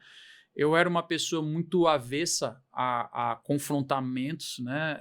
Quando eu comecei, então era assim mais, vamos dizer, do lado mais tímido, mais, cara, boa praça. Se tivesse algum tipo de conflito, geralmente eu levava a pior porque eu não queria me envolver, não queria, tá? Então eu tive que aprender a ser um pouco mais, ter um pouco mais de agressividade, né? Seletiva nessas questões. Eu acho que, principalmente, a lidar com os diferentes tipos de pessoa. Eu acho que lidar de uma forma franca, absolutamente verdadeira, mas com muita... Como é que eu posso dizer? Eu não queria soar piegas, mas assim, tipo assim, com carinho, realmente, pelas pessoas que trabalham com a gente. Uhum. Que eu aprendi... no começo, eu acho que eu era uma pessoa muito desagradável de trabalhar. Eu acredito, olhando meu retrospecto. Mesmo evitando confronto? Eu era uma pessoa que eu não era agradável, entendeu? Assim, de ter por perto. E cara, quando eu ficava estressado, eu era o cara que ninguém queria estar perto, não tratava bem as pessoas e tudo mais. E eu aprendi que pra a gente ter um ambiente legal e para poder ter sucesso realmente, eu tinha que, cara, ter realmente um carinho e querer estar do lado das pessoas que iam estar do meu lado. Então, isso me fez enxergar os colaboradores, as pessoas, os times e tudo mais de uma outra forma. E isso eu acho que foi crucial, assim, no desenvolvimento. Então, saber como lidar com as pessoas, saber como resolver algumas crises, como lidar com sociedade, com sócios. E, principalmente, cara, a gente tem um mantra, assim, o melhor caminho é a verdade. Então, assim, cara, se eu não estou preparado para te falar a verdade, eu não vou conversar com você, porque assim, eu acho que não tem como, mentira sempre tem perna curta e cara, o melhor negócio que se faz é sempre com muita franqueza. Tipo, eu acho que isso é o melhor dos ensinamentos que eu tive. Que legal. Eu costumo falar, você falou assim, olha, eu tenho que gostar das pessoas que eu lido porque para conseguir ser agradável com ela. E eu na Captas sempre eu falo, olha, eu só contrato quem eu toparia pelo menos um almoço com essa pessoa. Exato. Não ia ser alguém que fala, Gustavo, vamos almoçar. Eu falar, putz, vou levar minha avó no jiu-jitsu, vou dar banho no peixe, vou inventar qualquer desculpa para não ter que ir almoçar com essa pessoa. E uma vez que lá na Captas a gente começa a trabalhar e hipocrisia nenhuma, assim, entre certo e errado, a gente trabalha pelo menos 10, 12 horas, quase todo mundo, quase todo dia ali dentro do negócio. Se eu tiver que passar 10 a 12 horas com essa turma sem gostar de alguém que tá ali dentro, vai ser muito sofrido e o dia a dia vai ser péssimo. Exato. Eu acho que esse é o começo. E eu acho que onde que tá o pulo do gato? É que é o seguinte, para eu ter sucesso, para minha empresa ir bem, eu preciso que o time inteiro, que as pessoas que estão ali com a gente, eles estejam dispostos a doar o seu tempo, né, de forma produtiva, claro que remunerados, mas assim, a doar o seu tempo de forma produtiva para que aquilo lá seja bem. Então, por causa disso, eu preciso querer o bem deles, eu preciso querer, cara, desenvolver essas pessoas, eu preciso querer que essas pessoas, cara, tenham um futuro melhor, que elas consigam realmente alcançar os seus sonhos, cara, ganhar mais dinheiro também. Então, quando a gente investe realmente em querer que essas pessoas atinjam os seus resultados pessoais, seus sonhos, seus objetivos, eu acho que esse jogo fica mais fácil de ser jogado, sabe? Porque quase que assim, você alinhou os interesses. Porque assim, quando o seu interesse ele é só seu como empresário, o interesse do funcionário ele é só dele como funcionário, pode ser que haja conflito. Pode ser que haja conflito, mas assim, se eu te ajudar a você realizar o seu sonho e nesse caminho você realiza o meu, cara, tem mais chance de dar certo. Então, eu acho que esse é uma coisa que a gente aprendeu muito lá a ver. E, cara, assim, usando uma frase famosa aí, né, de personalidades do mundo do negócio, cara, eu acho que eu também aprendi que não tem elogio mais sério que dinheiro, cara. Eu acho que é isso. Verdade. No final das contas, todo mundo tá querendo, cara, ir atrás de dar uma condição melhor para sua família, de realizar seus sonhos. Então, a gente tenta seguir realmente esses princípios. E o ser humano é egoísta por natureza e eu não acho errado, né? Assim, você tem que pensar na sua família, você tem que pensar no seu futuro, você tem que pensar no que é importante para você. Coincidentemente, a gente ajudando as pessoas é muito Isso bom. É um mal do brasileiro, né? Nós fomos criados com essa cultura de achar que é alguma coisa de errado a gente ir bem financeiramente. Pô, o cara ganhou dinheiro lá, deve ter feito alguma coisa de errado. Pô, pelo contrário, a gente tem que ter orgulho, a gente tem que, cara, olhar quem se deu bem, quem, cara, conseguiu. A gente vive num país que é muito, muito difícil. Quem tem uma condição mais humilde, cara, quem nasce em uma situação de pobreza, quem nasce em uma periferia, tudo mais, para escapar dessa situação é difícil. O nosso Brasil, ele é feito para essas pessoas não conseguirem escapar. É foda. Então, assim, cara, a gente tem que olhar os exemplos quando as pessoas, cara, conseguem mudar o seu padrão de vida, conseguem subir, ascender socialmente, cara, dar uma condição melhor para sua família. A gente tem que olhar e falar assim, sensacional, entendeu? Nós temos que começar a olhar pro cara que é o dono da padaria, cara, o cara que acorda todo dia 4 horas da manhã para fazer a vendinha dele lá e tudo mais, e enxergar esses caras como heróis, né? Realmente são esses caras que empregam, que tiram a pessoa da pobreza, entendeu? Que empregam a pessoa da faxina, que empregam a pessoa que vai fazer o cafezinho, o padeiro e tudo mais, entendeu? Então, assim, esse é um problema do Brasil, mas eu acho que a gente tem que aprender realmente que tá tudo certo em a gente querer ganhar dinheiro. A gente pode ajudar as pessoas ganhando dinheiro e fazer elas ganharem dinheiro também. E o Brasil, qualquer país, sem os empresários, esse negócio não vai para frente. Eu participo de alguns grupos de empresários e hoje, exatamente hoje, foi legal você comentar isso, teve um grupo de empresário que uma pessoa mandou uma mensagem falando, pessoal, tô com um dilema aqui na empresa, queria que vocês me ajudassem a resolver porque eu não sei como sair dessa. Eu troquei de carro, comprei um carro novo e agora tá tendo um bafafá na empresa que eu troquei de carro e já que eu tenho dinheiro para trocar de carro, eu não devia trocar meu carro, eu devia aumentar o salário dos funcionários. Como lidar com isso? Cara, várias opiniões e a verdade principal é que bom que você pode trocar de carro, cara. Exato. Parabéns. Você conseguiu construir, ninguém trabalha na sua empresa obrigado, todo mundo que está na sua empresa recebe um salário, todo mundo que está ali pode sair e abrir uma empresa se quiser, exceto os que estão com o nome sujo, às vezes não vão conseguir, mas a maioria ali pode sair e abrir uma empresa, correr o risco que você correu, porque hoje o nego vê a Captas ali e fala, é lindo, mas bicho, quantas vezes eu já chorei dentro do banheiro com medo desse negócio quebrado, velho. Exato. Então, nada mais justo do que colher algum fruto depois também. Assim, cara, o contrato de trabalho é um contrato voluntário, né? Perfeito, assim, ninguém tá ali obrigado. Assim, as pessoas podem sair, e qual que é o negócio? Você concorda com uma condição, certo? Assim, qual que é o trabalho que eu tenho que fazer versus qual é a remuneração.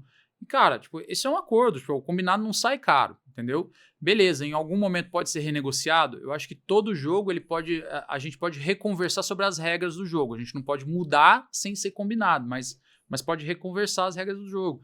Mas eu acho que é exatamente esse o problema, né? Que assim, cara, então eu que sou empresário, eu tomo todo o risco. Porque assim, se o funcionário, se a empresa quebrar, é aquele negócio, né? O funcionário, cara, talvez ele fique sem emprego por um tempo, aí ele pode pedir seguro-desemprego, se for o caso, tal, não sei das quantas, e se recolocar, vai tentar se recolocar no mercado. O empresário, muitas vezes, se ele quebrar, ele fica com uma dívida pro resto da vida dele. Exato. E aí é difícil, às vezes, ele sair dessa situação. Às vezes, os filhos vão arcar alguma situação dessa.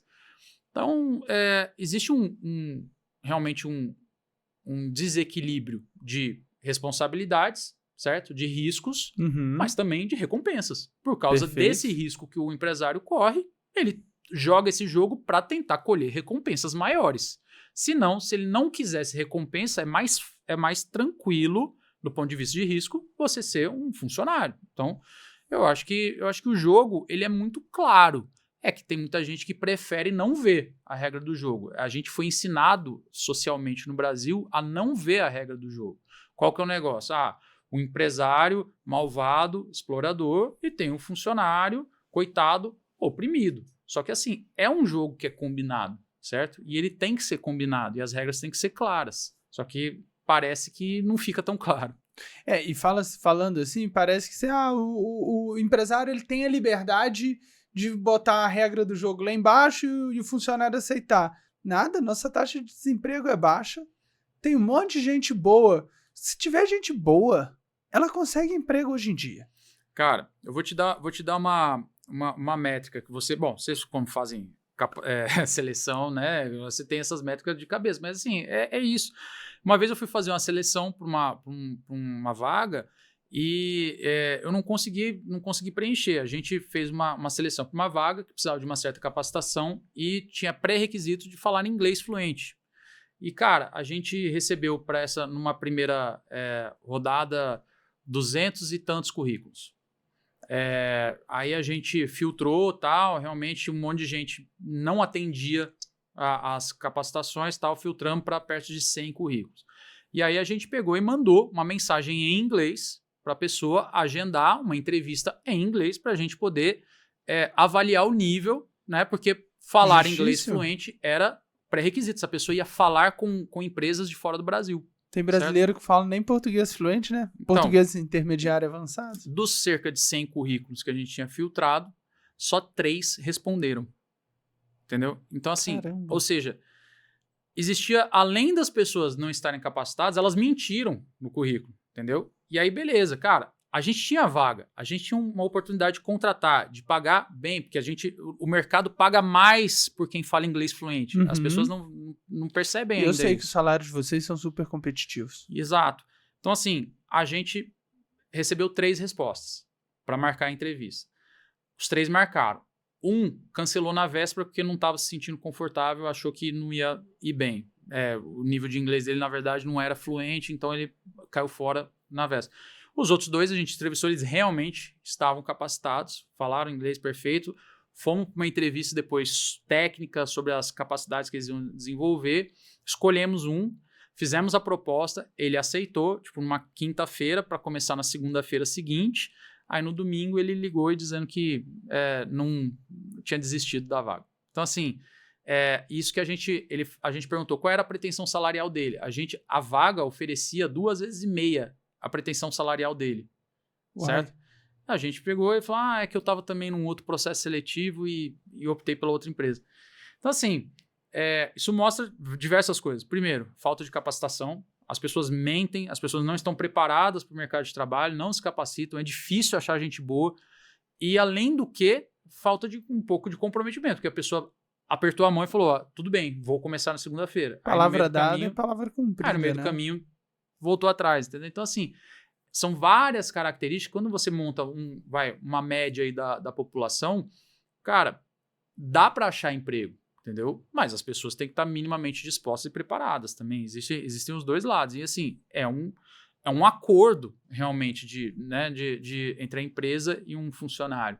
Se você entregar isso que eu quero, eu estou disposto a te oferecer isso. Tá bom para ambas as partes? Né? Então, é bem isso. Então, é uma relação complexa, né, que a gente vive no Brasil.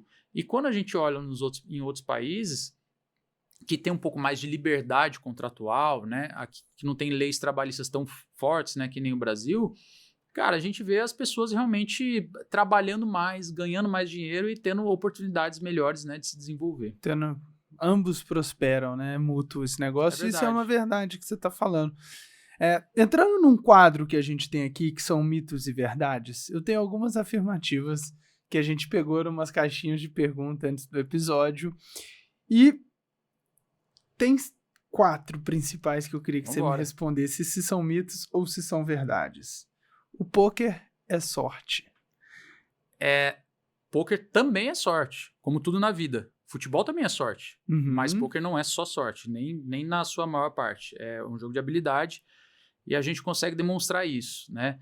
Então, assim, se eu pegasse um cara que gosta de futebol, lembrar da Copa de 94, Roberto Baggio, certo? Nome querido para nós brasileiros, só que ele era top 3 do mundo, naquela época lá. Não tinha como imaginar que ele ia fazer Alguém consegue aquilo. dizer que ele é um mau jogador porque ele chutou para fora? Sem chance. Foi azar. Sei lá se a chuteira dele pegou errado, se a bola pegou num montinho de grama, tudo mais. Deu azar, cara. Deu azar e a gente levantou a taça, beleza? Então, assim, na vida tudo tem sorte e azar, tudo tem acaso, tudo tem aleatório, tem eventos aleatórios que acontecem. O pôquer também, só que o pôquer tem muita habilidade. Eu conseguiria mostrar aqui diversos tipos de estudo, diversas argumentações para isso, mas a gente inclusive já conseguiu até comprovar na justiça brasileira, né? O tanto que o pôquer não é um jogo de azar, porque não é a sorte que influencia realmente no longo prazo os resultados. Empreendedor de sucesso não pode ter medo. Não, é mito. Cara, a gente tem medo pra cacete o tempo inteiro. Cara, tudo que a gente faz, a gente tem medo. E se não tiver medo, é a pior coisa que pode acontecer. Porque se você não tiver medo, você não sabe, você não coloca limites, entendeu? Pra tua ambição. Então, você precisa ter medo para você tomar riscos calculados. Então, cara, a gente tem um monte de medo. E a gente olha as coisas que nos dão medo, tenta medir qual é o tamanho da bronca, qual é o tamanho do problema e ver se a gente quer enfrentar aquele problema ou não. Cara, é que nem escola, né? Você via lá o moleque que tá te enchendo o saco, deixa eu ver o tamanho daquele moleque lá, eu aguento? Se a gente tiver que sair na mão, eu aguento a bronca, entendeu? Então, é risco calculado. Aí você vê se você xinga ele ou não, entendeu? Então, assim, medo faz parte fundamental da vida, né? Pôquer ajuda também na vida profissional. Demais, demais. Cara, o jogo de pôquer em si, ele é uma mesa de negociação. Ele é uma rodada de negociação. Então, fazer aqui, ó, pôquer, aula 0 de pôquer, tá? O que é o pôquer, na verdade? Você tem uma mesa ali que as pessoas têm ficha. O que são as suas fichas ali? Ele é o seu poder econômico de influenciar os seus oponentes. Então, você usa as suas fichas para influenciar o seu oponente a tomar decisões piores que a sua, a errar. Você quer que ele erre, porque quando ele erra, você acumula mais fichas do que ele. Então, pôquer é uma jogada de negociação em que a cada vez que o baralho é redistribuído, a posição muda. Quem começa a falar, quem é o último a agir. Então, você tem ali concorrentes no mesmo mercado que, às vezes, você tem que lançar um produto antes, às vezes você vê o que todo mundo lançou para você escolher lançar o teu, entendeu? E aí você toma a sua decisão baseada em informações incompletas, tá? Então, assim, cara, pôquer é o dia a dia do empresário. A verdade é essa. Você nunca tem informações 100% completas. Você tem pedaços de informação que você vai pensando para tomar suas decisões em relação ao seu mercado, aos seus produtos, à sua rotina e tudo mais. Então, o pôquer ele ensina diversas coisas. Aquele ponto que eu falo, né, que ele ensina você a não tiltar com coisas que você não consegue controlar, isso é muito verdade, porque, cara, muitas vezes o resultado de uma mão, ela vai ser resolvido pelo acaso. É uma carta que bateu e você ganhou ou perdeu aquelas fichas que estavam ali sendo disputadas naquele momento. E, cara, você tomou todas as decisões que você poderia tomar da forma mais correta até aquele ponto. E aí o acaso definiu. Então, como o acaso definiu aquele resultado específico, você não pode tiltar, você não pode perder o controle, você não pode perder o emocional, você tem que aguentar a porrada e seguir para a próxima. Então, são alguns dos ensinamentos que o pôquer traz. Então, e tem diversos outros, assim, dá para passar um podcast só falando disso. Pô, que legal. Vamos deixar para o próximo e com certeza você vai ser convidado de novo, vai ser um prazer. É legal, legal. São paralelos muito bacanas. Outra frase, é mais difícil administrar uma empresa quando se tem família. Cara, não é mais difícil administrar quando você tem família. É mais complexo administrar o tempo. quando você tem uma família. Eu acho que o tempo realmente começa a ser uma coisa que você tem que usar ele com muito mais inteligência, com muito mais planejamento. Quando você não tem filho, quando você não tem criança em casa, você não tem que levar no pediatra, você não tem que levar na escola, você não tem que fazer todas as outras atividades, né, para estar junto da criança, cara, você tem diversas possibilidades, né? Se você quiser ficar, que nem, cara, eu e a Lara, a gente já ficou dias de ficar no escritório até 2, 3 horas da manhã, e no outro dia acordava, sei lá, mais tarde e tal. Quando você tem uma rotina com família, muda um pouco as prioridades. Perfeito. Então, você tem que... Criam-se algumas travas na sua rotina que você tem que escolher se você quer aderir a elas ou não, entendeu? E aí é muito pessoal. Tem gente que vai aderir, tem gente que não, fala, cara, eu quero continuar do mesmo jeito e, sei lá, vou dar meu jeito para minha vida funcionar dessa forma. Mas eu acho que não é que é mais difícil administrar ou gerir uma empresa. Eu acho que é mais desafiador gerir o tempo. E esse é um dos recursos mais escassos que hoje a gente tem, né? Exato, mas não é impossível. Uma dúvida, agora voltando para o nosso bate-papo, quais são os próximos próximos passos do poker no Brasil? O que você acredita que ainda falta evoluir aqui?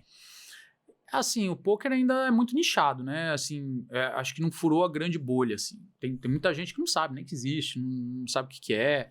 Então, a gente conseguiu, ao longo dos anos, mudar a percepção social. Então, assim, cara, em toda grande cidade, as pessoas sabem que poker existe. Então, cara, e poker é cool, né? Todo mundo hoje, cara, as pessoas podem não jogar, mas eu tenho certeza que todo mundo está assistindo, tem algum amigo que joga poker, pelo menos. E geralmente esse cara é o cara descolado, é o cara legal, o cara cool, sabe? Tem uma turma bacana, tudo mais. Poker pegou esse estigma, entendeu? E é uma coisa legal, uma coisa que a gente batalhou muito para isso acontecer.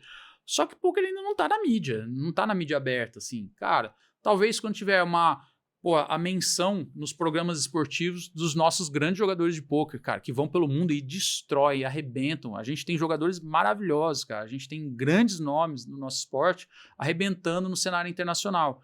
Quando os nossos ídolos começarem a aparecer no Globo Esporte, sabe, nos programas de todas as emissoras, eu acho que isso daí começa realmente a furar um pouco mais essa bolha de nicho e a gente mostrar para todo mundo o que é, né, realmente esse universo. Faço paralelo com o surf e com o skate. Cara, 10 anos atrás, você pensar assim, skatista. Skate já foi marginalizado. Mas era assim, pega uma pessoa aleatória da população brasileira, 10 anos atrás, fala assim, skatista, queria falar vagabundo maconheiro. Imaginou. Surfista, mesma coisa, vagabundo maconheiro. O que aconteceu? Precisou os nossos atletas, cara, irem lá fora e arrebentarem em todas as competições. Cara, precisou o Medina ir lá e arrumar não sei quantas medalhas nos campeonatos mundiais, precisou a Fadinha ir lá e arrebentar nas Olimpíadas e tal, tudo mais, pra gente começar a olhar e falar assim, caramba, isso não só é um esporte, mas é um esporte legal pra caramba. E, cara, e a gente tem grandes nomes despontando no mundo. Então, assim, eu acho que, cara, falta ainda o poker furar essa bolha, entendeu? A gente tem nomes muito legais, a gente tem, cara, jogadores maravilhosos, são pessoas inteligentíssimas, eles são de dar orgulho mesmo pro Brasil, sabe? Porque eles estão fincando a nossa bandeira aí mundo afora, e eu acho que falta o brasileiro conhecer esses caras. E Devani, quando você pensa no futuro, furando a bolha, qual é a imagem que você, Devanir, quer que as pessoas tenham no futuro de legado da BSOP, do Devanir ou do DC? Cara, nossa, essa é uma boa pergunta. Essa daí ninguém nunca fez. Cara, eu quero ter feito, eu acho que uma coisa super divertida. Eu quero que todo mundo olhe e fale assim, caramba, o BSOP era muito legal. Sempre foi muito legal, um campeonato, um evento bacana, muita diversão, muito entretenimento. E o que eu acho que mais gostaria é que as pessoas que compartilharam comigo essa jornada, né, ao longo dos anos, né, trabalharam de alguma forma comigo, que tenham enxergado que eu cara, fui um cara legal de trabalhar junto, sabe? E para alguns aí uma fonte de inspiração. Cara, eu acho que pauto muito a minha vida em tentar ser muito honesto e muito justo, eu acho, com as pessoas, sabe? Eu acho que Se lá pra frente, sei lá, eu tiver com 80 anos, 70 anos e olhar pra trás e as pessoas tiverem essa impressão da minha trajetória, eu vou ficar feliz pra caramba. Acho que vai ter sido uma biografia legal. Parabéns, cara. Vai ser um legado maneiríssimo. Acho que vai ser missão cumprida, assim. Pra quem é novo, que estiver assistindo o episódio, ou se pudesse pegar aquele efeito borboleta pra gente que é um pouco mais velho e voltasse no tempo, e conseguisse se dar um conselho de empreendedorismo, qual seria esse conselho? Cara, eu acho que o principal conselho eu acho que seria aprender que as pessoas ao seu redor são muito necessárias. Todo mundo. Cara, desde do faxineiro até as pessoas são mais experientes que você. A gente, quando é jovem, isso é natural, né? Todo mundo que é jovem acha que é indestrutível, que sabe pra caramba, sabe mais que os pais, que sabe, o que meu avô tá falando? Ele não faz a mínima ideia do que eu tô vivendo. A época dele era diferente. A época dele era diferente, então, assim, os nossos, cara, os empresários com quem eu tive contato, cara, o Igor, que foi muito meu mentor, né, que foi CEO do BSOP durante muito tempo, muitas vezes eles falavam coisas e eu me achava dono da verdade. Então, eu acho que eu falaria para mim mesmo assim, cara, para e escuta um pouco mais, porque teve gente que já apanhou para ter essa lição, entendeu? E eu acho que esse é uma coisa importante, assim, a gente sempre acha que é difícil olhar no espelho e realmente tomar um raio-x realmente honesto de nós mesmos, né? E especialmente quando nós somos jovens, a gente acha que é indestrutível, que sabe de tudo, que já tá assim, masterizei o mundo, masterizei a vida, né? Com 20 anos todo mundo acha. E, na verdade, a gente, cara, tá no começo de uma jornada, né? É muito foda. Você pensar, olha só, o jovem, né, com 20 anos, você tá até ali, pensa só, praticamente um quarto da sua vida, você não formava ainda grandes frases, assim, certo? Você não sabia fazer conta, certo? De 1 mais 1. Não escrevi o nome. Exato. Durante mais da metade da sua vida, até aquele ponto, cara, você não conseguia escrever um texto, sabe? Você tava começando a escrever realmente, tudo mais.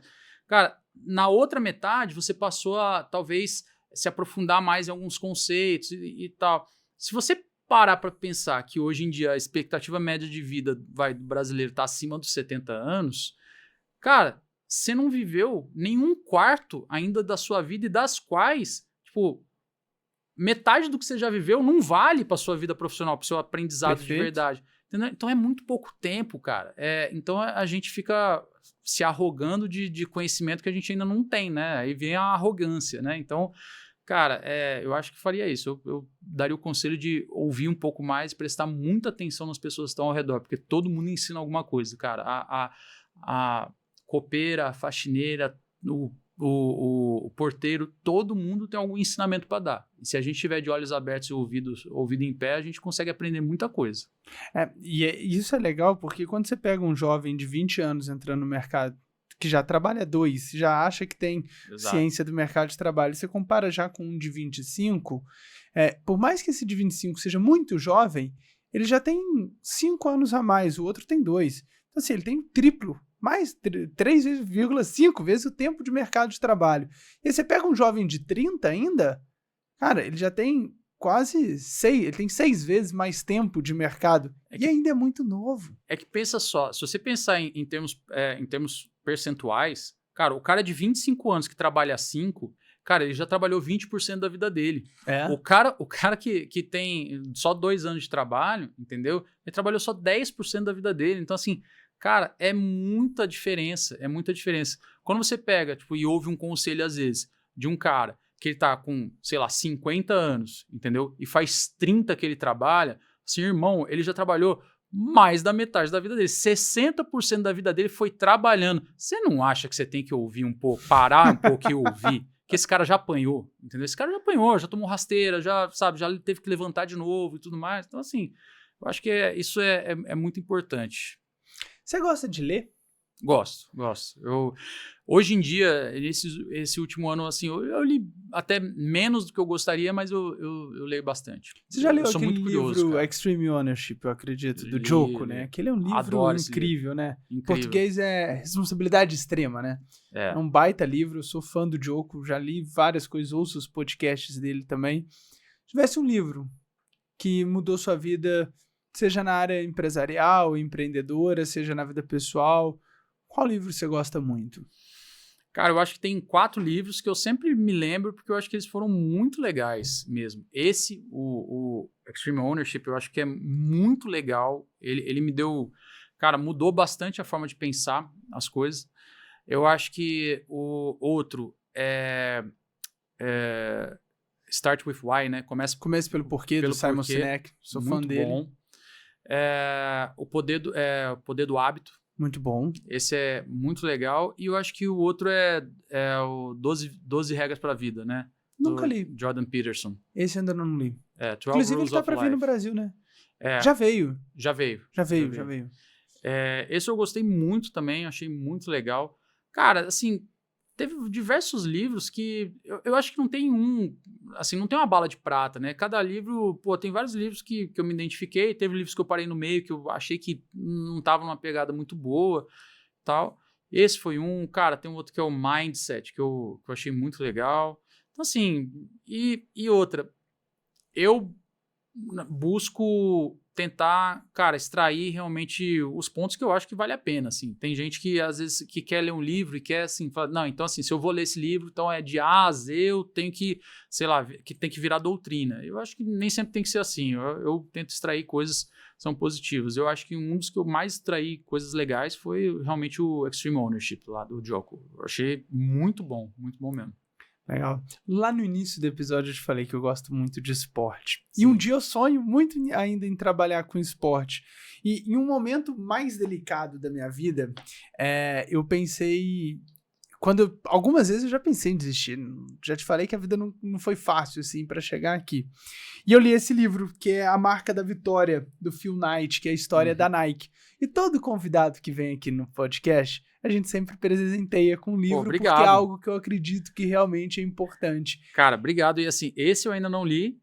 Ai, que bom que eu acertei. E vai ser um prazerzaço ler também. Eu adoro ler. Cara. Ele conta a história da Nike. E, bicho, ele passou muito perrengue. Tanto de vezes que o Phil Knight tinha para desistir, que ele não desistiu, que ele foi resiliente, que ele tomou riscos calculados. É muito legal. Eu acho que vai ao encontro de tudo que você falou aqui hoje.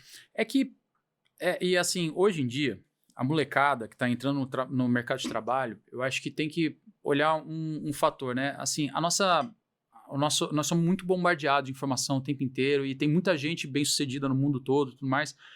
E o que a galera tem que entender é que realmente nada se constrói, nada que seja realmente grande, de valor, sucesso, nada se constrói do dia para a noite. Então, assim, cara, a Nike com certeza é um exemplo disso. Então, você pode pegar, cara, qualquer ídolo que qualquer pessoa tem. Sei lá, o seu pode ser de esporte, pode ser de música, pode ser do cinema e tudo mais. Cara, foi muito, sabe, suor, sangue, lágrimas para chegar até onde foi. Então, você pode pegar... Cara, eu gosto muito de música. Então, cara, você pode pegar qualquer músico que teve muito sucesso. Cara, os caras tiveram uma trajetória que, assim, o talento pode ajudar. Claro. Certo? Só que você pega, cara... eu gosto muito de Guns N' Roses, cara. Então, legal. Assim, o guitarrista do Guns N' Roses, o Slash, cara, ele é talentoso. Com certeza o talento ajudou. Só que o cara, enquanto estava todo mundo na escola... fazendo um monte de coisa, indo brincar, indo, sei lá, para o shopping paquerar, o cara passava 6 horas por dia praticando, entendeu? No violão, na guitarra. E o dedo doía muito no início, entendeu? Com certeza. Então o cara ele deixou, talvez, de ter alguns outros momentos de prazer, se dedicando naquilo que era um prazer para ele, entendeu? E hoje o cara realmente virou um dos grandes guitarristas da história. Então, assim, é só um exemplo de que, cara, não tem como você construir alguma coisa que realmente impacte sem muito trabalho, sem muito esforço, sem muita dedicação. Cara, não existe nenhum atleta de alta performance. No nosso país, as pessoas olham muito pro futebol. Então, assim, não tem, cara. Não, é impossível. Se você olhar no topo da pirâmide, quem é o topo da pirâmide? Talvez são alguns poucos jogadores dos 32 times do Brasileirão. certo? Tipo assim, cara, quantos ali realmente ganham mais do que R$500 mil por mês? Cara, conta nos dedos das mãos. Tá bom, dentro do Brasileirão inteiro, quantos ganham acima de R$50 mil por mês? Já diminuindo mais. Tem mais. Agora você fala assim, cara, no Brasil, quantas pessoas se dedicam ao futebol e ganham até R$3 mil por mês? Tem um monte.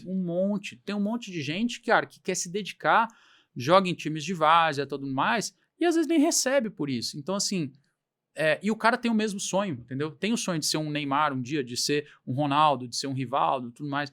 Só que, cara, não é todo mundo que vai conseguir e precisa ter muita resiliência, muito esforço, muita dedicação. É uma jornada de muito suor, de muita porrada, entendeu? Então, eu costumo falar que o esporte é muito injusto ainda, né? Assim, a vida do empreendedor, se você foi vai ser o segundo maior evento de pôquer do mundo, tá tudo bem, tá ótimo.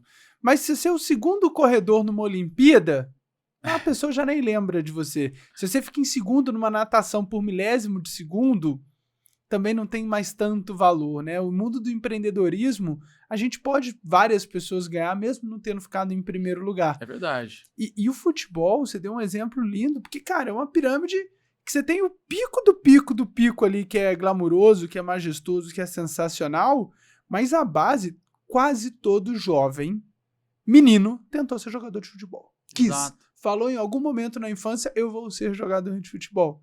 Só que aí a gente sabe quantos que deram certo. É, né? Muito difícil. Porque tem um lado do talento, tem um lado da dedicação, tem a somatória de diversos fatores. E tem um pouco de sorte também. Um dia o cara tem que estar no lugar certo, na hora certa, que vai um olheiro olhar se ele for realmente bom, entendeu? Então, tem realmente todos os fatores para chegar na elite de qualquer coisa. E com um mundo, com a vida de trabalho, de empresário e tudo mais, não é diferente. Bom, Devani, eu quero te agradecer muito pelo papo de hoje. Eu queria continuar demais. Aqui Obrigado. Conversando contigo. Como as pessoas podem encontrar você e a BSOP nas redes sociais? Cara, o Instagram do BSOP, né? BSOP Oficial. E o meu pessoal é DC BSOP, né? DC Devanir Campos, BSOP. E, cara, eu tô sempre lá, assim, eu posto muito pouco. Hoje em dia, eu sou uma das pessoas, eu sou terrível para redes sociais. Eu esqueço, cara, esqueço mesmo. Aí a Lara fica brava comigo, ela fala, pô, você tem que lembrar, posta umas coisas aí, pô, é importante e tal. E eu esqueço, eu sou ruim nisso, é um dos aspectos que eu preciso melhorar, mas tô sempre lá, muita gente manda dúvida, eu sempre respondo, então posso demorar um pouquinho, mas eu respondo. Em setembro, tem algum evento do BSOP? Em setembro a gente faz um evento fechado aqui em São Paulo, que é só para convidados, para os nossos melhores clientes. Aí, em outubro, tem a próxima etapa do BSOP, no comecinho de outubro, se não me engano, começa no dia 3 de outubro, em Foz do Iguaçu. Legal. E depois, em novembro, a partir do dia 14 de novembro, aqui em São Paulo, WTC Sheraton, na grande final do campeonato, BSOP Millions.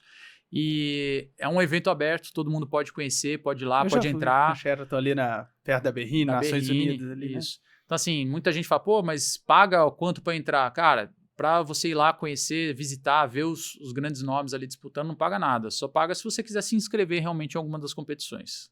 Que legal.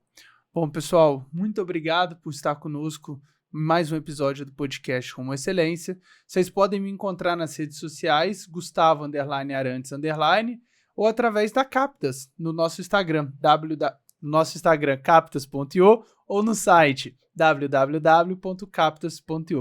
Muito obrigado e até a próxima. Tchau, tchau.